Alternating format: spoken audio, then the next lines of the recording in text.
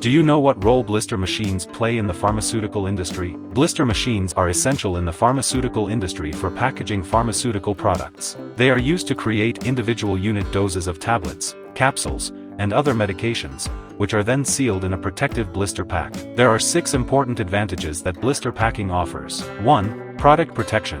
Blister packs provide a high level of protection for pharmaceutical products, keeping them safe from moisture, contaminants, and tampering. This helps to ensure the quality and safety of the medication throughout its shelf life. 2.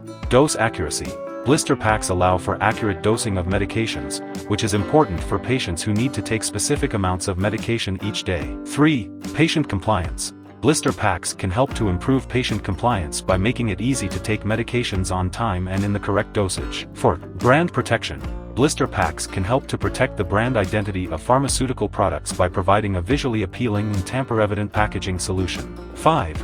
Reduced production costs. Blister machines can help to reduce production costs by automating the packaging process. This can free up human resources for other tasks, such as quality control. 6. Improved efficiency.